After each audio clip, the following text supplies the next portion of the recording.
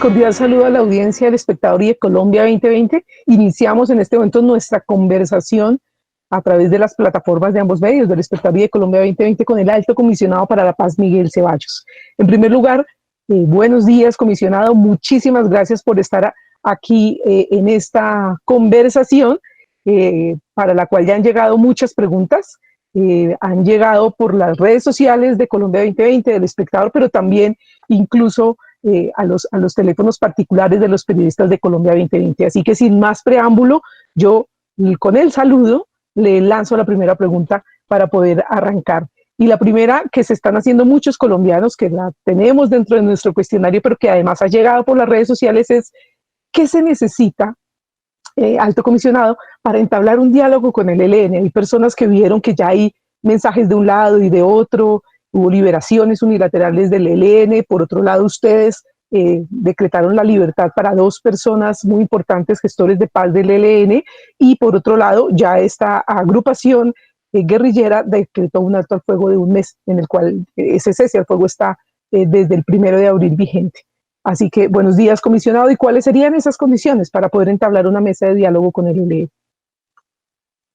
Bueno, Gloria, muy buenos días para usted, para todas las personas que nos siguen en esta transmisión. Un agradecimiento al espectador y por supuesto a todas las personas que están conectadas en este momento. Usted me hace una pregunta muy concreta. ¿Qué se necesita? El presidente de la República, Iván Duque Márquez, desde el inicio de su gobierno, dio un compás de espera y un plazo de evaluación de un mes, en el cual nosotros desde el gobierno hicimos un análisis de lo que había sucedido en los 17 meses que había durado una mesa de conversaciones en el gobierno del presidente Juan Manuel Santos. En esa evaluación nosotros nos dimos cuenta que durante todos esos meses el secuestro de personas, de ciudadanos colombianos, no había descendido, que las acciones criminales del ELN tampoco habían bajado, se realizaron cerca de 400 acciones y tampoco había bajado el homicidio por parte de ese grupo. Como parte entonces tomamos una decisión y fue exigirle al ELN la liberación de los secuestrados y también el cese de las actividades criminales. ¿Qué actividades criminales concretamente? Estamos hablando del secuestro, estamos hablando del reclutamiento de los menores, de las niñas y los niños y adolescentes, también la instalación de las minas antipersonal y las afectaciones a la infraestructura minero-energética.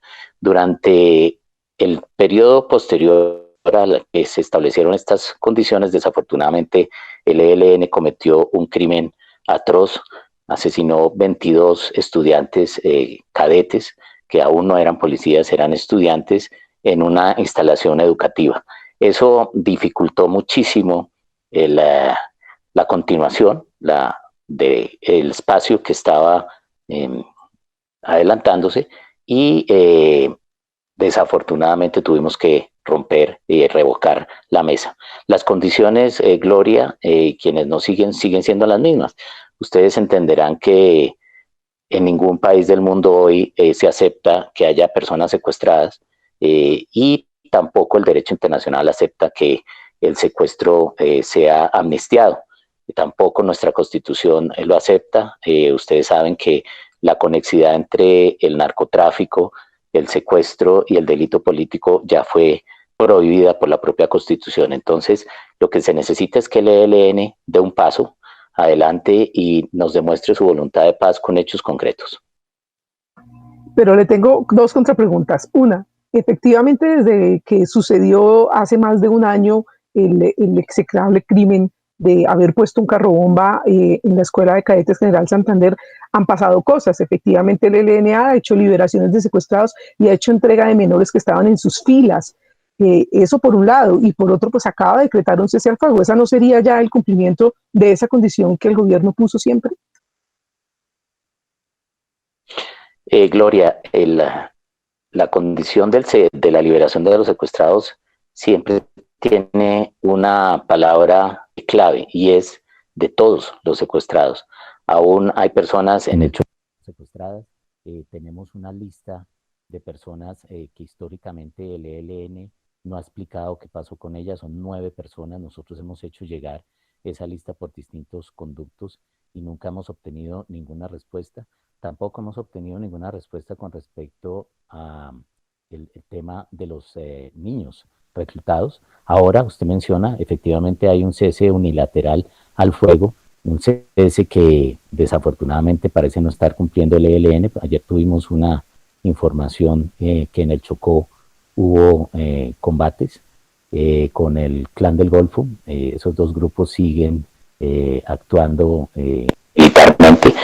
Lo importante, diría yo, y lo hemos manifestado con el señor presidente, es que un cese al fuego tiene que incluir conductas relacionadas con los aspectos fundamentales, que es la liberación de los secuestrados, los niños, la liberación de los niños secuestrados. En esta época de pandemia, póngase usted a pensar los riesgos que tienen estos niños en las zonas donde opera el ELN y también en las zonas urbanas. Nosotros exigimos al ELN, como lo estamos exigiendo a todos los otros grupos, que cumpla con las condiciones.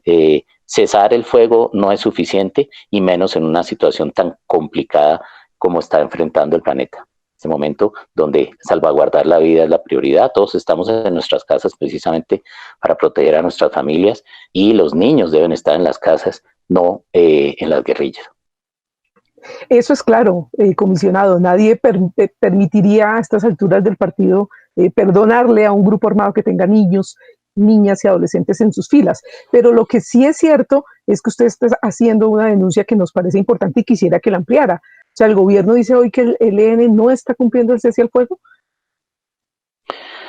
Pues no es el gobierno, es absolutamente evidente que si hay combates en la zona del Chocó es porque no hubo cese al fuego. Y ahí viene un tema importantísimo, Gloria, que yo quiero resaltar, y es la necesidad de que todos los grupos cesen el fuego. El ELN es un grupo de muchos que en este país siguen en armas y siguen desafiando al Estado y buscando desestabilizar la sociedad, desestabilizar la gobernabilidad. Ahí tenemos casi 7.500 hombres en armas, de los cuales está el Golfo, está también los Caparros, que es una disidencia del Clan del Golfo, están las disidencias de las FARC, que ahora son 2 grupos, uno liderado por Gentil Duarte y el otro liderado por Iván Márquez y Santrich, con Romaña y el Paisa. Tenemos otros grupos como los Pelusos en el Catatumbo, es decir, el EPL, es decir, estamos hablando de cerca de 7.500 personas en armas, más las redes de apoyo. Así no vamos a poder garantizar que este país en la post-pandemia, en el tema económico, pueda salir a él. Por eso la exigencia no solamente al ELN, sino a todos los otros grupos. Hay rutas de sometimiento, hay sometimiento individual, existe el Código de Procedimiento Penal a través del cual estas personas pueden regresar a la legalidad y obtener beneficios. Ahí hay caminos, y en el caso del ELN todavía está el programa de desmovilización individual. Este año, como lo anunciaba el señor ministro de la Defensa, se han desmovilizado casi 60 personas del ELN. Entonces hay un camino para ellos, un camino de salvación para sus vidas y también de legalidad para poder pasar la página de la violencia en este país y lograr una paz completa. Bueno, pero ahí llegamos a un punto, y es que efectivamente, como usted lo ha dicho y lo sabemos todos, el ELN no es el único grupo que tiene pues accionar en los territorios en Colombia. ¿Por qué no ha sido posible que los otros grupos, le hace a GC, por ejemplo, que es como el grupo más grande y más fuerte que está en contradicción específicamente con el ELN, logre entrar en un cese al fuego? Porque si bien es cierto, y esto también hay que decirlo en su contexto, si hay 2 grupos armados disputándose en algún momento el control del territorio, si el ELN decreta un cese al fuego, pero el otro grupo no lo está, pues obviamente que se van a presentar combates como los que usted está mencionando. ¿Qué se podría hacer si ya desde la ONU hasta diferentes organismos y entidades en Colombia les han pedido a los otros grupos que también entren en cese al fuego? Eso es lo que hay que hacer, Gloria. Yo lo he dicho durante esta semana cuando designamos con el señor presidente a los promotores de paz, Francisco Galán y Felipe Torres, y ellos también lo están diciendo. El cese al fuego acá acá tiene que ser de todos los grupos. Y por eso resulta algo incomprensible la condición que estableció el ELN cuando anunció el cese al fuego, diciendo que el ejército colombiano debería acuartelarse. Imagínense usted donde el ejército colombiano se acuartele en estas circunstancias donde hay que garantizar la movilidad de los campesinos, que hay que garantizar la movilidad de todos los ciudadanos para que puedan acceder a los centros de salud y puedan acceder al abastecimiento. Entonces, acá es muy importante que el ELN entienda que hay otros grupos y que parte de la responsabilidad de que haya otros grupos es del propio ELN. ¿Por qué? Porque ellos están copando territorios, están llegando a lugares donde antes estaban las FARC y en algunas partes nosotros hemos descubierto o notado que se enfrentan a veces con las disidencias de las FARC también. Ahí en el Cauca, donde yo estoy trabajando en el plan social de ese departamento, constantemente en la zona de Guapi, Timbiquí, López de Micay, especialmente en la zona de Guapi, hay enfrentamientos con disidencias de las FARC. Entonces, aquí no puede haber un condicionamiento de absolutamente nada relacionado con un acuartelamiento del ejército, porque sería pedirle al Estado que renunciara a combatir el resto de los grupos. Por eso el cese al fuego debe ser de todos los grupos y esta es una muy buena oportunidad, insisto, para que haya sometimiento a la justicia. Ahí están todos los caminos, no se necesita ninguna ley más, no se necesita ningún marco jurídico nuevo para que estas personas se sometan a la justicia. Bien, pues en parte usted ya respondió a una de las preguntas que con más frecuencia nos llegó a las redes sociales, y es por qué el Estado no decretaba un cese al fuego, y teniendo en cuenta que ha sido un llamado de varias organizaciones. Usted dice definitivamente no. Lo que pasa es que los estados no decretan cese al fuego, los estados tienen el monopolio legítimo del uso de la fuerza y lo tiene que ejercer, más en una situación como la que estamos viviendo hoy, Gloria. Ha habido alcaldes que han solicitado la militarización de sus municipios. Vea usted, la alcaldesa de Tumaco la solicitó precisamente para garantizar el orden público en situaciones donde la gente tiene necesidades y a veces hay unos avivatos que quieren aprovecharse de la gente y empiezan a robar, empiezan a hacer saqueos, empiezan a entrar a las casas y por eso la fuerza del Estado debe cesar. No se puede concebir en una democracia como la colombiana y como cualquier otra en el mundo un cese al fuego entendido como una cesación de la actividad del monopolio legítimo de la fuerza. Ningún país en este planeta ha anunciado que va a ser un cese al fuego porque no puede. Tiene que seguir ejerciendo el ejercicio de la fuerza y garantizar la seguridad de todos los ciudadanos. Bien, hay otra pregunta que ha llegado también muy común, sobre todo desde los territorios, porque como sabemos el ELN no es una estructura vertical y completamente, digamos, cerrada como en algún momento lo fueron las FARC cuando era guerrilla, sino que aquí está mucho más atomizado, están los mandos, digamos, mucho más abiertos a una autonomía en el territorio. Dependiendo de eso, en algún momento el gobierno, y sobre todo en este momento, ha pensado en autorizar esos diálogos regionales teniendo en cuenta que hay mandos medios del ELN que sí están, digamos, más pensando en avanzar en un diálogo a diferencia de otros. No, de ninguna manera. Los diálogos regionales nunca han sido una opción para ningún gobierno y tampoco lo es para nuestro gobierno. Los diálogos regionales no son posibles. Este es un país centralizado, este es un país donde los gobernadores tienen control absoluto de su territorio. Hay descentralización y autonomía territorial, pero hay un gobierno central y en ese sentido no hay ninguna posibilidad de que se aprueben o se permitan diálogos regionales. De hecho, eso tampoco es una opción para ningún grupo armado. El propio ELN me costaría mucho trabajo entender que aceptara la ruptura de su propia organización. El problema que tenemos con el ELN es que no solamente tiene una fragmentación, sino que tiene presencia en otros países.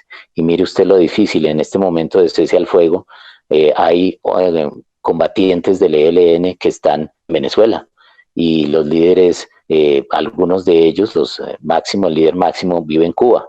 Entonces es bastante complejo para esa organización aceptar que está desmembrada, pero lo está.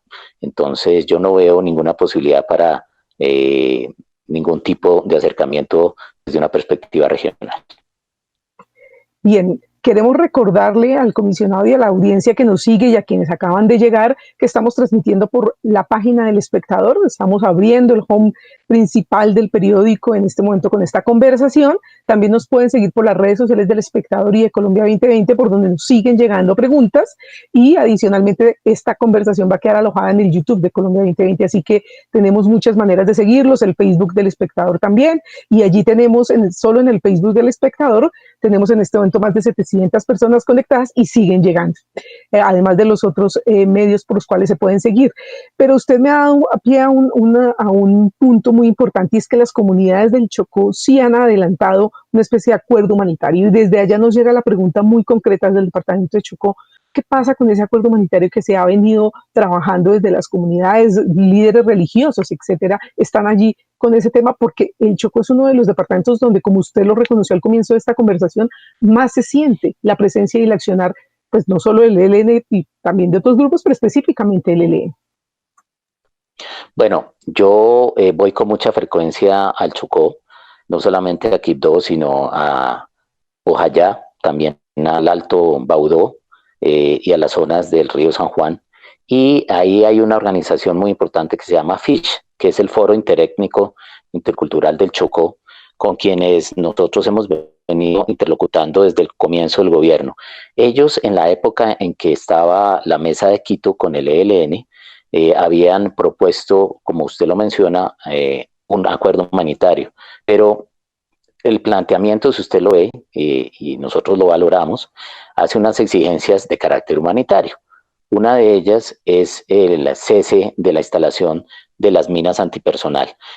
Otra, el tema del reclutamiento de los niños, porque las comunidades indígenas y afrodescendientes realmente están en contra de ese reclutamiento y están exigiendo al ELN que cese. Cuando ellos hablan de acuerdo humanitario, por supuesto, en su momento, cuando había una mesa, esa era una de las propuestas, el ELN no la aceptó, el gobierno del presidente Santos tampoco, y eso quedó como un planteamiento. Hoy el Foro Interétnico sigue, por supuesto, insistiendo en la necesidad de gestos humanitarios, y yo lo circunscribiría a eso. Yo comencé la entrevista comentándole a usted, Gloria, la necesidad que en este momento de preservar la vida no haya minas antipersonal, que no haya reclutamiento de menores, que no haya secuestros. La gente necesita la libertad de movilidad y la libertad personal. Ningún grupo tiene justificación alguna para mantener esas conductas que violan el derecho humanitario, y en ese sentido el gobierno también le exige el cumplimiento de esos mínimos humanitarios a la guerrilla del ELN y a todos los otros grupos. Sin pretender que usted rompa las confidencialidades que sabemos se tienen en estos casos, cuéntenos si en estos días de confinamiento, después del cese al fuego, ha habido contactos con la comunidad internacional, con los países garantes. ¿Hay algún contacto por allí? No, lo que nosotros hemos estado trabajando, sí, con los promotores de paz. Ya hemos tenido 3 videoconferencias y esta tarde vamos a tener otra, y parte de la labor, y le respondo su pregunta, de Francisco Galán y Felipe Torres será precisamente una serie de videoconferencias que queremos hacer con Naciones Unidas. Queremos hacer una videoconferencia con el AMAPOEA, con espacios representativos de la Unión Europea, para que los promotores de paz nos den sus puntos de vista, nos ayuden precisamente, y para eso fueron designados, nos ayuden a mirar cuáles podrían ser unos buenos caminos para superar la dificultad que ha habido con el ELN y también con los otros grupos. Yo le he pedido a Francisco Galán y a Felipe Torres que nos ayuden a enviar un mensaje de sometimiento a la legalidad a los otros grupos. Bien, pero usted ha llegado a un punto que me parece muy importante, y aprovecho para hacer la pregunta que muchas personas nos han hecho y que también ha sido reiterada.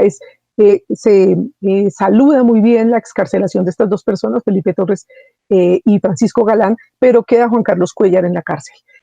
Y de él justamente, de familiares y personas cercanas, nos ha llegado una carta, y tengo entendido que al gobierno le han llegado cartas llamando la atención porque es una persona primero pues con una edad relativamente avanzada, pero además que tiene diabetes mellitus, esteatosis hepática, y recientemente pasó por un caso de malaria, y que todo ello está consignado en una historia clínica, y que a pesar de eso el gobierno no lo ha liberado. ¿Por qué no han liberado a Juan Carlos Cuellar, quien fue gestor de paz durante todo este tiempo con el ELN? ¿Qué pasa ahí? Gloria, Juan Carlos Cuellar, para los que no están familiarizados con él, eh, fue gestor de paz también en parte de nuestro gobierno. La gestoría de paz de Juan Carlos fue revocada, como también la de Francisco Galán y Felipe Torres, en enero del año 2019, después del atentado gravísimo donde fueron asesinados estos 22 jóvenes. Desde ese momento su gestoría quedó revocada, y por supuesto sus órdenes de captura, al igual que las de Felipe Torres y Francisco Galán, se reactivaron. Juan Carlos Cuellar está preso porque tiene una condena, y nosotros tenemos que respetar, por supuesto, las decisiones de los jueces. La posibilidad de que él sea un motor de paz, un gestor de paz, está en manos del ELN y está en manos de él mismo.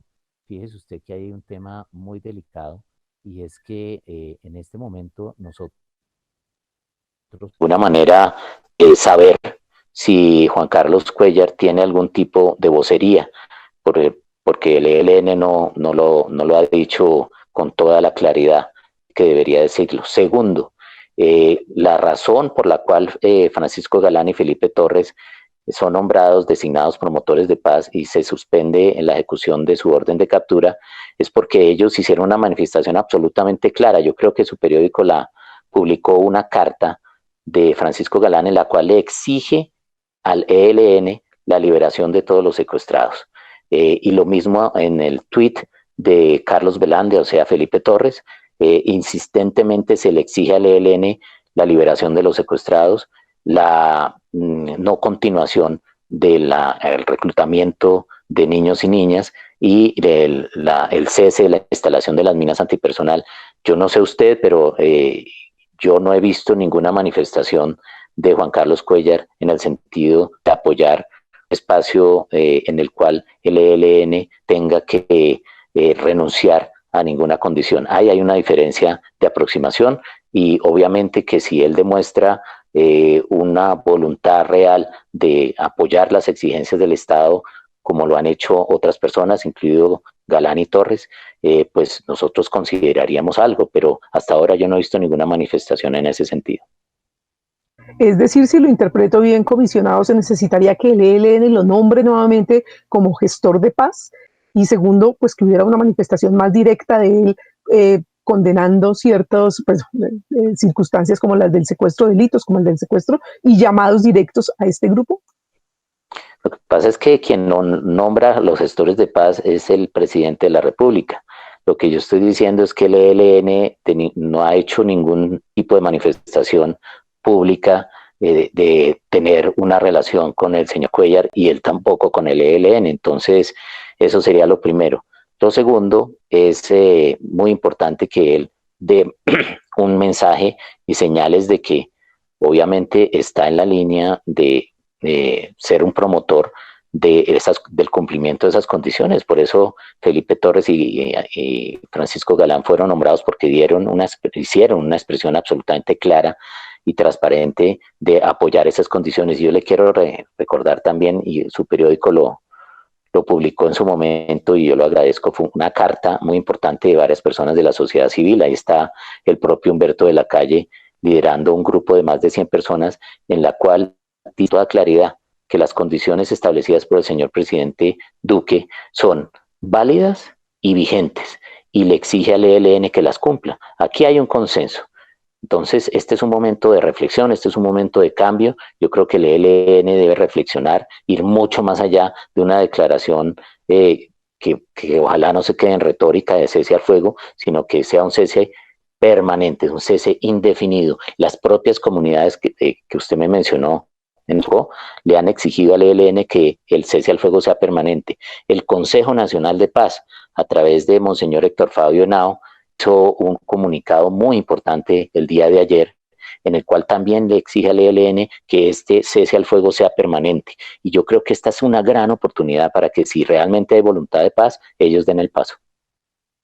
Bien, ahí hay como varias cositas, pero las vamos a dejar ahí para poder seguir adelante con preguntas que nos están llegando y se las voy a hacer a nombre propio. En este momento voy a leer una pregunta que llega de Jenny Neme de Vipaz, que es una agrupación de iglesias distintas a la Iglesia Católica que trabajan por la paz. Ellos dicen que han emitido un comunicado de respaldo a los pedidos de muchas comunidades de territorios apartados que claman por un acuerdo humanitario ya. ¿Qué viabilidad le ve el gobierno a este acuerdo humanitario? Es decir, no de una mesa de diálogo como tal, sino de que gobierno y ELN se sienten a hablar de unos mínimos humanitarios. Un poco lo que habíamos hablado en el Choco, pero esto ya más a nivel nacional. ¿Qué responde a eso, comisionado? Mire, la respuesta está dada desde hace muchos meses. Las tres exigencias fundamentales del señor presidente son temas humanitarios. En ningún país del mundo hoy se puede entender o se puede concebir que haya personas secuestradas, Gloria. El tema del secuestro como un mecanismo de presión política o mecanismo de obtención de recursos económicos no es de este siglo. Eso es de siglos anteriores. El ELN está viviendo un momento en que no está interpretando las realidades de este mundo de hoy, especialmente la toma de conciencia ahorita con esta pandemia. Mire usted, cuando hablamos de no secuestro, es un tema absolutamente prohibido por el derecho humanitario. Cuando hablamos de no reclutamiento, también es que está prohibido el reclutamiento de los menores de 18 años. Y también estamos hablando de el tema de las minas antipersonal. Tres temas fundamentales. Acá nosotros no necesitamos sentarnos en una mesa para que el ELN cumpla con los mínimos humanitarios. Ellos lo saben. Y si ellos dicen que respetan el derecho internacional humanitario, pues simplemente que lo apliquen.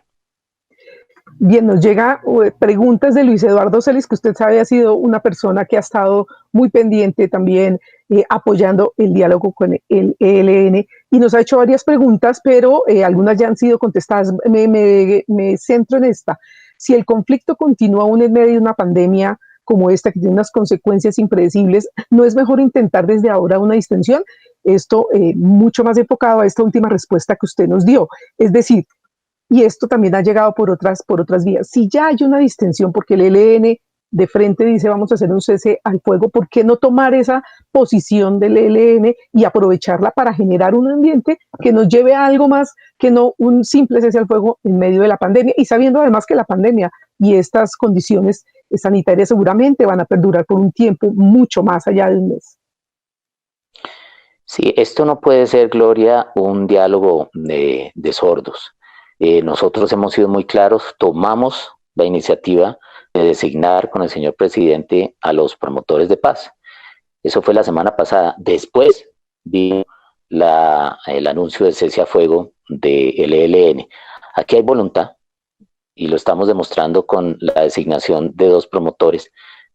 Ojalá esos promotores nos ayuden a encontrar caminos, pero no solo para una distensión. El ELN tiene que entender que en medio de esta pandemia y lo que vaya a pasar, Dios quiera cuando termine esa pandemia y ojalá sea rápido, este va a ser otro país, como otros, como está pasando en el mundo. Ahorita ya no hay espacio para más guerra, para más divisiones, para el uso de las armas, y se lo estoy diciendo con toda claridad al ELN y también al Clan del Golfo y también a las disidencias. Esos otros grupos no permiten que nosotros hablemos de una distensión. Es que hay 7.500 hombres en armas y las redes de apoyo aún más. Entonces estamos hablando casi de 13.000 personas en armas en un país que va a tener que recuperarse. Por eso este momento histórico. Este es un momento en que tenemos que pasar la página.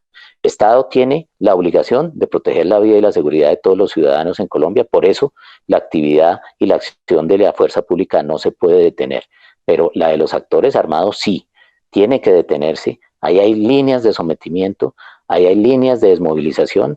Las personas que en este momento son parte de estos grupos, yo quiero y aprovecho porque este es un medio muy importante, hacer un llamado a todos aquellos combatientes del ELN, hombres, mujeres, que en este momento reflexionen y sepan que es es el momento histórico y que ha llegado el momento de tomar una decisión realmente con un valor patriótico de dejar las armas.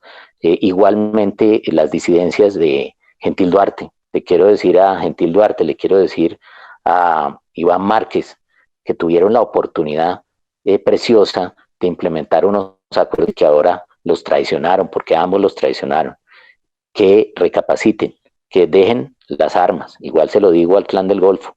El tema del narcotráfico los ha tenido absortos en una pelea absurda por mantener un negocio y por mantener unas redes, negocio que ojalá después de esta pandemia se termine. Nosotros los colombianos, nosotros los ciudadanos de este país debemos exigirles a ustedes, y les hablo con nombre propio, que dejen las armas. El señor Úsuga también, los líderes de los Pelusos, los señores de los Caparros, alias Caín. Ustedes tienen nombre propio y tienen responsabilidad. No hemos oído absolutamente nada de esos grupos, de cuál es su responsabilidad frente a la pandemia y frente a salvaguardar la vida de todos los colombianos. Este es el momento de tomar decisiones profundas, decisiones permanentes, para que Colombia no tenga que seguir sufriendo la violencia. En eso estamos de acuerdo, creo que el pedido unánime del país es ese. Pero usted ha puesto un punto muy importante y creo que las preguntas son muchas de la ciudadanía. Efectivamente se dice, no solo aquí, sino en el mundo entero, el mundo no será el mismo después de esta pandemia. Y empieza uno a preguntarse cuál será el futuro de este conflicto armado, de estos grupos que perviven, cada uno desde su manera de pensar y desde su accionar muy diferente, pero perviven por economías ilegales, que eso es algo que sabemos es así. Es decir, minería que se hace desde el punto de vista ilegal, también el tema de contrabando de gasolina, etcétera. Hay muchas economías ilegales por las cuales estos grupos se financian. ¿Cómo va a ser el conflicto después de esto, comisionado? ¿Ya el gobierno y ustedes han hecho algún tipo de proyección de qué puede pasar con estos grupos y qué puede pasar con estas economías ilegales y cuál sería entonces el futuro, y qué triste decirlo, también del conflicto armado? Pues ojalá el futuro del conflicto armado sea que se termine. Y yo no hablaría de conflicto armado, esto es hay enfrentamientos de grupos entre sí, hay comercio de drogas, hay extracción ilícita de minerales y eso genera conflictos, por supuesto. Estas personas que siguen en armas van a tener que repensar muchísimo lo que están haciendo. Usted me pregunta sobre un análisis prospectivo. Ese análisis prospectivo lo está haciendo el propio pueblo colombiano. La recuperación económica necesita de todos, necesita que estos grupos dejen de accionar, porque vamos a tener que trabajar muy duro para recuperar la economía de este país y darle oportunidades a aquellos que más lo necesitan. Esa es una oportunidad para los grupos para demostrar si todavía tienen un motivo, una motivación de carácter social, de transformación. Esta es la oportunidad. Nosotros no merecemos como colombianos tener estas dos virus o epidemias, porque la violencia se convierte en una epidemia y hay bastantes análisis de la violencia como desde el punto de vista epidemiológico. Estas dos pandemias de la violencia y el coronavirus nos tienen que hacer reflexionar, nos tienen que hacer cambiar. ¿Por qué? Porque usted me pregunta una visión prospectiva sobre esos negocios ilícitos. Yo veo que esos negocios van a tener mucha dificultad porque el mundo en el comercio internacional, en la movilidad internacional, usted ya vio que los países están cerrados y poco futuro le veo al narcotráfico y ojalá sean cerradas. Igualmente, el tema de la extracción ilícita de minerales, también poca posibilidad veo si esto sigue de esta manera con los países cerrados.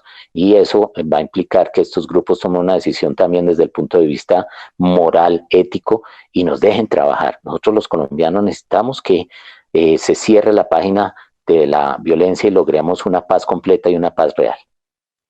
Bien, comisionado, les recuerdo a quienes acaban de llegar que estamos en esta conversación con el Alto Comisionado para la Paz, Miguel Ceballos, hablando de las probabilidades de un diálogo con el ELN.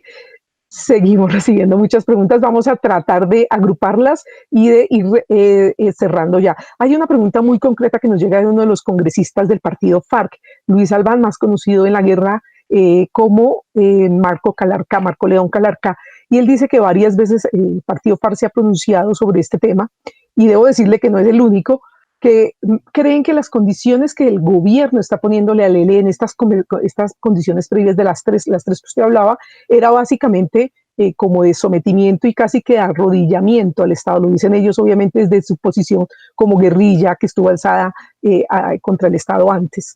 ¿Qué decirle al respecto, señor comisionado? ¿Es Pues que no comparto la visión. Son para el sometimiento y el arrodillamiento de una guerrilla? No, de ninguna manera. Mire, pedirle a un grupo que deje de secuestrar, que deje de reclutar menores y que deje de sembrar mínimo, y no comparto esa visión de arrodillamiento. Las propias FARC hicieron la paz complementando los acuerdos, y hay que recordar que las FARC renunciaron al secuestro, y eso es importante. Nosotros no podemos volver al pasado. Las propias FARC renunció al secuestro, renunció al reclutamiento de los menores, ¿cierto? Y renunció a vainas antipersonal. Por eso es que se hizo la paz. Entonces aquí no estamos hablando de arrodillamiento, estamos hablando de obligaciones humanitarias, de obligaciones éticas que cualquier paz en el mundo respalda. Bien, Luis Emil Zanabria es el director de Red de Paz, que es una de las ONGs de derechos humanos y de paz más antiguas en el país. Y nos ha recogido y nos ha mandado varias preguntas, algunas ya se han respondido, pero quiero ponerle sobre el tintero dos. ¿Qué papel tendría el Consejo Nacional de Paz y la sociedad civil en un eventual diálogo? Yo sé que usted todavía no se atreve ni siquiera a hablar de un eventual diálogo, pero sí hay mucha inquietud, y esta pregunta de Red de Paz ha sido también replicada por otras organizaciones. ¿Se va a tener en cuenta esos avances que la sociedad civil y la participación de la sociedad civil tuvo en su momento en una agenda con el ELN y el gobierno Santos? Gloria, esa es una pregunta muy relevante.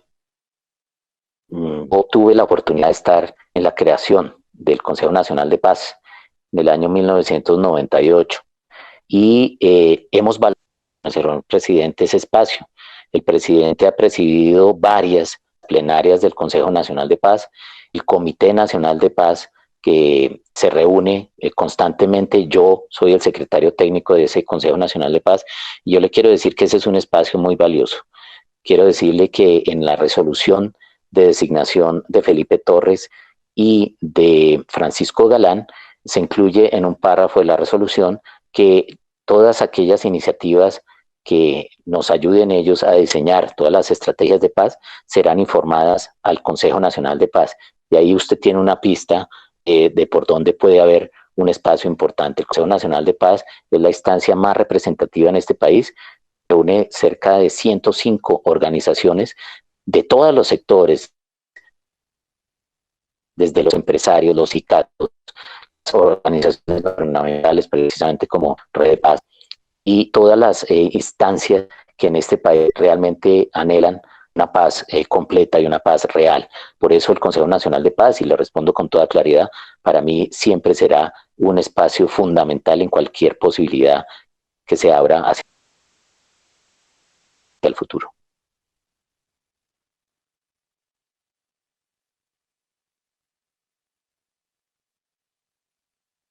Gloria, no le estoy escuchando. ¿Aló? ¿Ya? ¿Me oye? ¿Comisionado? Ahora sí. Perfecto. Le decía ahora, que sí, la escucho. Víctor de Currea Lugo había mandado varias preguntas, algunas ya se respondieron, pero quiero hacer énfasis en esta. ¿Por qué no utilizar la emergencia carcelaria para liberar a otros detenidos del ELN que han cumplido casi la totalidad de su pena, que se encuentran pues ya viejos o enfermos? Bueno, esa pregunta yo quiero remitírsela a la ministra de Justicia. Yo soy respetuoso del fuero de la ministra y de su viceministro. Ellos han venido trabajando en el excarcelación, su tiempo de pena cumplido. Esa es una respuesta que yo le pediría a la señora ministra en su momento. El decreto está por salir. Ha habido un intercambio y una interlocución con el señor fiscal general de la Nación, pero por supuesto las condiciones de la excarcelación corresponden al Ministerio de Justicia y muy pronto el país conocerá cuáles son las condiciones, el marco, el tipo de delitos que las personas en beneficio harán el decreto y muy seguramente algunas personas de esta organización y de otras dependiendo obviamente cuáles son las limitaciones que establece el decreto. Bien, quiero hacerle dos preguntas finales porque ya nos toca ir cerrando, agradeciéndole a usted su tiempo, que sabemos tiene muchos compromisos como funcionario que tiene muchas responsabilidades, pero hay una, y es que usted dejó como en punta algo que quisiera precisar. Usted, cuando le preguntábamos qué falta para que otros grupos entren en este cese al fuego, usted dijo las condiciones están dadas para un sometimiento. ¿De qué condiciones está hablando? ¿Ahí va a haber una política especial para sometimiento de estos grupos o en qué estado está este tema?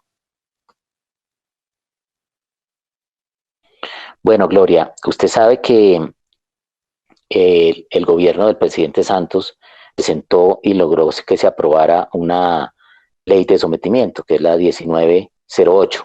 Esa ley tenía una vigencia de 6 meses, ya esa vigencia terminó, por eso el sometimiento colectivo de grupos armados organizados, estoy refiriéndome al Clan del Golfo, a las propias disidencias, ya no es posible con manera base en esa ley de manera colectiva. El sometimiento siempre ha sido posible de manera individual.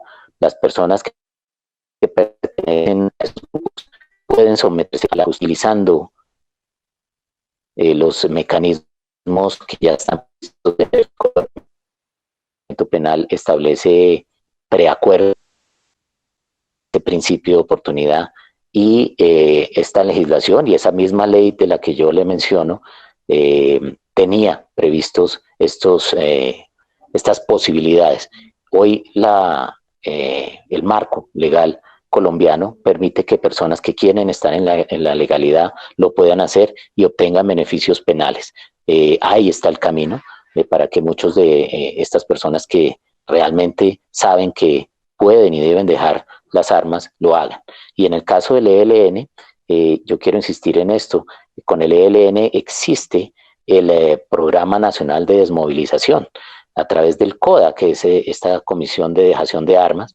El grupo del ELN, cualquier persona del ELN puede dirigirse a una unidad militar o a una estación de policía y desmovilizarse, y tiene todo el tránsito y todo el programa que maneja la Agencia de Reincorporación y Normalización, la ARN, que es una agencia muy antigua. Usted recordará que esa agencia fue creada desde el gobierno del presidente Uribe hace unos años y ha permanecido.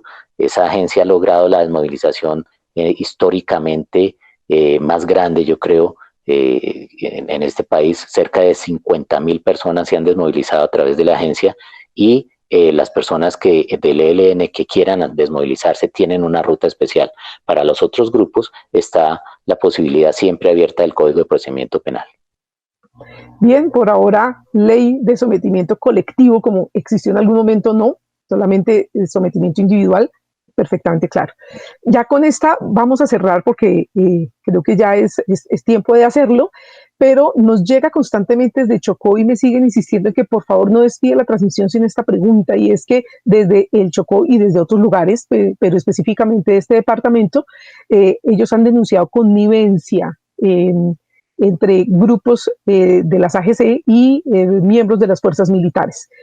Y cuando hablan de pedirle un cese al fuego al ejército, al Estado colombiano, hablan un poco de esto, de parar esa connivencia que hay, que ha sido denunciada frecuentemente por organizaciones de la sociedad civil y organizaciones de derechos humanos, que responderles a las comunidades sobre esto. Ellos lo han hecho desde hace más de 4 o 5 años.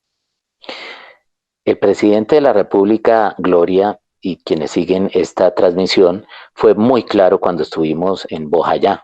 Con el presidente estuvimos recorriendo y en una reunión que tuvimos con cerca de 50 líderes sociales de Bojayá, Cuando el presidente escuchó una denuncia de este tipo, fue absolutamente claro. Aquí hay cero tolerancia de cualquier nivel de fuerza pública o de la policía con estos grupos. Estas personas, las denuncias deben tener nombre propio y en eso siempre le hemos insistido a los líderes. Hay mecanismos de protección para ellos, para que puedan hacer las denuncias y yo siempre les dije en ese momento y se los repito ahora, si tienen unas denuncias concretas deben recurrir a las autoridades. Si necesitan una especial protección, también hay mecanismos de protección a través de las denuncias, a través de la Fiscalía General de la Nación. El señor fiscal ha sido muy claro en eso. Quien tenga una denuncia y la presente puede tener, obviamente, mecanismos de protección, pero lo importante es que esas denuncias se hagan oficialmente, porque dejar la impresión de que hay una connivencia sin que se haga la denuncia, obviamente no es lo correcto. Bien, alto comisionado Miguel Ceballos, hemos tenido 47 minutos de conexión, ha funcionado muy bien la plataforma, hemos recibido muy buenos comentarios de la transmisión, así que le agradezco muchísimo a usted que nos haya dedicado este tiempo y me permito pues como cerrar con algunas de las ideas que usted nos dio. Y creo que todas las esperanzas entonces están centradas, según interpreta usted, en el trabajo que puedan hacer Felipe Torres y Francisco Galán como voceros de paz con el gobierno colombiano. La comunidad internacional está atenta. Aquí recibo reportes de diferentes organismos de ayuda humanitaria, pero también de la comunidad internacional muy pendientes de estos avances y pues esperamos que los haya pronto y que usted tenga buenas noticias para los colombianos, usted y el ELN. Muchas gracias por su conexión y esperamos poderlo tener próximamente para trabajar otros temas que siempre se quedan entre el tintero. Muchas gracias, comisionado. Gloria, muchísimas gracias a usted, a todas las personas que han seguido esta transmisión. Y de nuevo, este es un momento histórico, es un momento en el cual los grupos que continúan desafiando a través de las armas la estabilidad del Estado y la gobernabilidad, dejen a un lado la violencia y podamos todos juntos construir y reconstruir este país cada día, especialmente en esta situación donde salvaguardar la vida es la prioridad.